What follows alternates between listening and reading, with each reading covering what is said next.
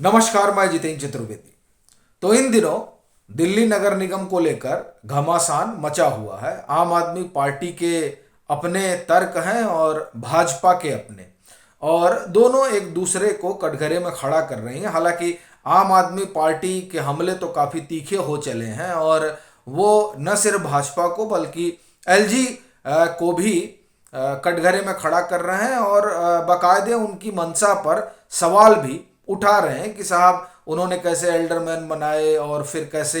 उन्होंने pro tem speaker बनाया। बाकायदा आम आदमी पार्टी ने तो प्रेस कॉन्फ्रेंस की और उस प्रेस कॉन्फ्रेंस में वो तमाम चीज़ें रेखांकित की कि देखिए साहब किस किस तरीके से एल्डरमैन का चुनाव हुआ। और ये आपके मन में भी बार बार सवाल उठ रहा होगा कि आखिर में ये जो मनोनीत पार्षद हैं उन्हें लेकर इतना घमासान क्यों चल रहा है। चूंकि जो आम आदमी पार्टी की प्रेस कॉन्फ्रेंस हुई, उस प्रेस कॉन्फ्रेंस में जोन वाइज बताया गया कि किस जोन में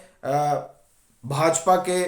सदस्य कम थे, तो उस जोन में उस कमी को पूरा करने के लिए वहां से कहीं से 3 लिए गए, कहीं से 4 लिए गए, जहां से 2 लिए गए तो उस 2 में एक जो है वो कांग्रेस का क्यों लिया गया। ये तमाम चीजें अपनी प्रेस कॉन्फ्रेंस के जरिए आम आदमी पार्टी ने सामने रखी और ये बताने की कोशिश की कि साहब ये जो एल्डरमैन का इस तरह से चुनाव हुआ, उनका नॉमिनेशन हुआ, उसके पीछे की वजह क्या रही। और फिर प्रोटेम स्पीकर को लेकर भी वो हमलावर रहे और उस हमले में उन्होंने बकायदे बताया कि नहीं, वो जो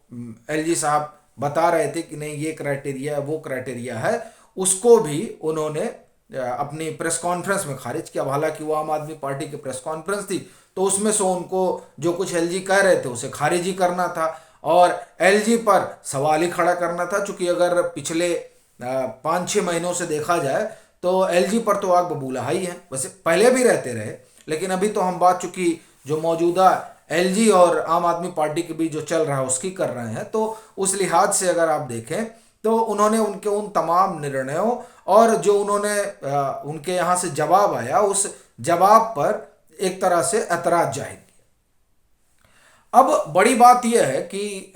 जब एलजी जो निर्णय ले रहे हैं उस निर्णय पर आम आदमी पार्टी को ऐतराज क्यों, और क्या ऐतराज की वजह यही है कि उन्होंने नियम के अनुसार काम नहीं किया, जबकि एलजी तो कह ही रहे हैं कि जो कुछ हुआ है वो सब कुछ नियमता हुआ है। तो सवाल ये उठता है कि कहानी क्या है। क्योंकि अगर आप दिल्ली नगर निगम में 6 जनवरी को जो कुछ हुआ उसके पहले और उसके बाद अगर अरविंद केजरीवाल या फिर आम आदमी पार्टी के जो तमाम नेता रहे उनके बयान को अगर आप गौर करें, और खास तौर से अरविंद केजरीवाल, तो 3 बातों पर वो सवाल उठाते रहे। अच्छा, 2 तो सीधी समझ में आती हैं, लेकिन तीसरी जो है वो थोड़ा कौतूहल भी पैदा करती है। एक तो प्रोटेम स्पीकर, दूसरा जो मनोनीत पार्षद रहे, और तीसरा हज कमेटी के मेंबरों को लेकर जो है कौन कौन बन रहा है, उसको उस कमेटी के जो सदस्य हैं उसको उसकी भी घोषणा जो है वो हमको लग रहा है अभी दिल्ली नगर निगम का जब ये वहाँ शपथ वगैरह होनी थी उसी के आसपास उसी दिन या उसके दूसरे दिन एलजी ने कर दी। और उसको लेकर भी आम आदमी पार्टी के मुखिया ने और दिल्ली के मुख्यमंत्री अरविंद केजरीवाल ने सवाल उठाया और कहा कि ये सब तो गड़बड़ है, ये सब जो हो रहा है ये सही नहीं हो रहा है। एक निर्वाचित सरकार से पूछे बिना आप जो है हज कमेटी के मेंबरान कैसे तय कर सकते हैं। अब दिल्ली नगर निगम की का इधर शपथ होना है, इधर मेयर चुना जाना है, उधर स्टैंडिंग कमेटी बननी है, और इस बीच ये दिल्ली हज कमेटी के मेंबरान पर सवाल उठाना, ये जो है थोड़ा जिसे कहते हैं ना कि कौतूहल पैदा कर दिया। तो वो जो असल कहानी है बात उसकी करते हैं। देखिए, ये जो झगड़ा है वो झगड़ा असल में मेयर के लिए तो नहीं ही है। चूंकि मेयर, आप यूं समझिए कि जैसे सदन चलाने के लिए एक पीठासीन की जरूरत होती है, कुल मिला के कहानी इतनी भर है मेयर की कि जो सदन चलेगा उस सदन में उनकी महज इतनी ही भूमिका होती है। तो फिर सवाल उठता है कि साहब ये मारामारी किस लिए चल रही है। तो उस मारामारी की एक जो बड़ी वजह है वो ये कि होना जो अपनी आम आदमी पार्टी की स्ट्रेटजी थी वो अलग थी, जाहिर तौर पर अलग रहेगी, और वो स्ट्रेटजी यूं थी कि वो अपने पक्ष में तमाम चीजें कर ले जाएंगे। एक, वो अगर प्रोटर्म स्पीकर उनका बनेगा तो जो प्रोटर्म स्पीकर उनका बनेगा वो पहले सदस्यों को जो है जो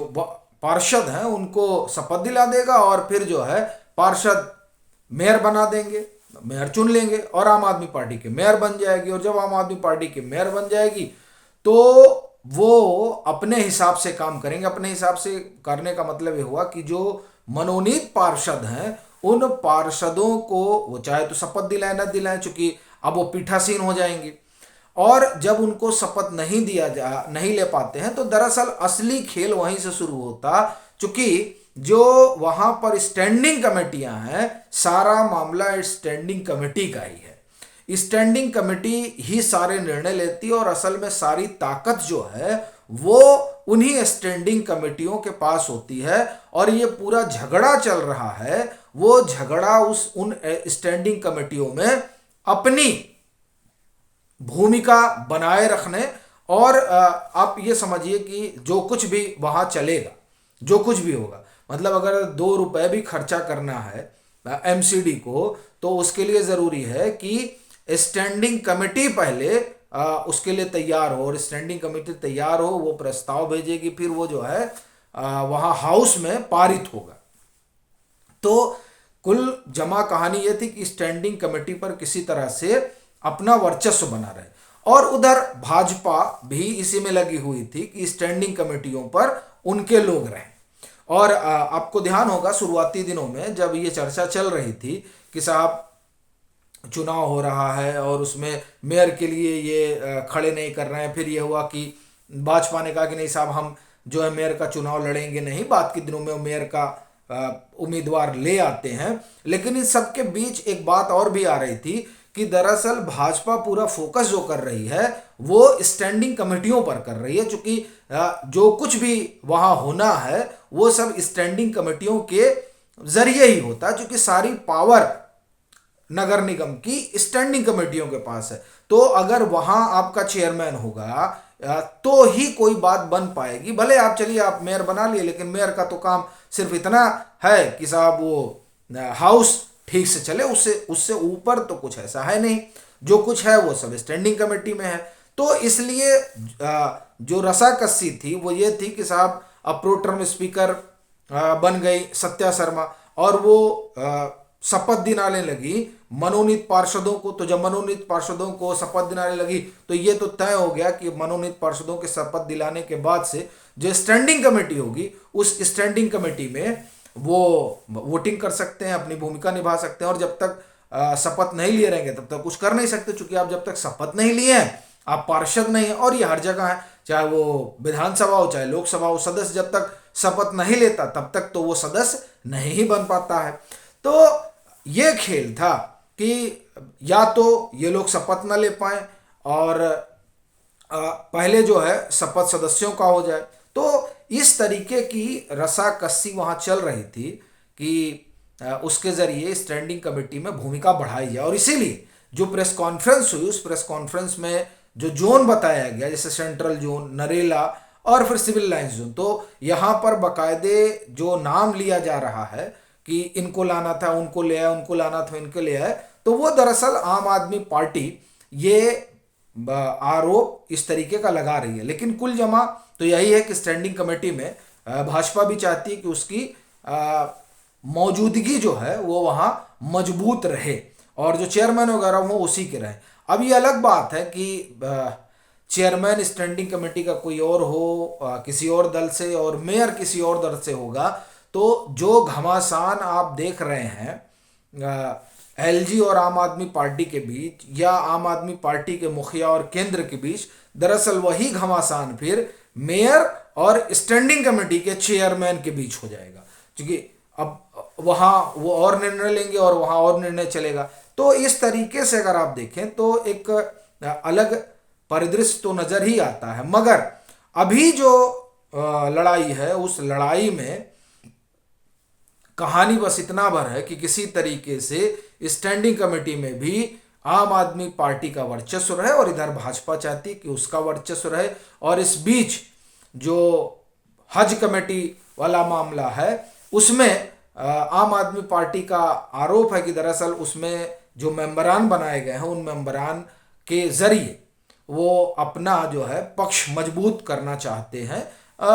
भाजपा पर ये इस तरह से आरोप लगा रहा है। हालांकि अभी आरोप प्रत्यारोप तो चलेगा, लेकिन बड़ी मजेदार बात यह है कि ये देखना होगा कि मेयर डिप्टी मेयर से ज़्यादा स्टैंडिंग कमेटियों के में किसकी भूमिका अहम होगी। अभी के लिए फिलहाल इतना ही। अगर आप मतांतर से नहीं जुड़े हैं तो जुड़िए, वीडियो को लाइक कीजिए, शेयर कीजिए और अपने सुझाव जरूर साझा कीजिए।